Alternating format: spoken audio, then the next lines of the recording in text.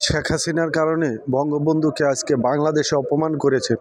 বঙ্গবন্ধু ইন্দিরা গান্ধী এই বাংলার জমিনে পাঠিয়েছিল, তখন মাওলানা আব্দুল হামিদ খান ভাসানীর সাথে তিনি রাজনীতি করেছেন এবং তিনি জয়লাভ করেছেন।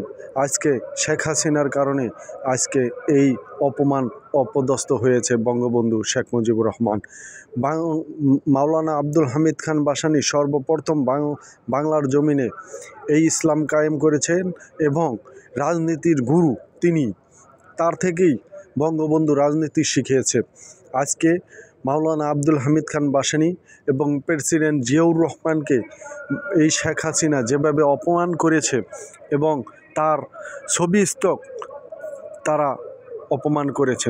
আজকে তিনি বঙ্গবন্ধুকে যখন ধরে নিয়ে গেছে পাকিস্তান, তখন এই জিয়াউর রহমান এই দেশকে নেতৃত্ব দিয়ে দেশকে বাঁচিয়েছে, দেশের যুদ্ধ করেছে।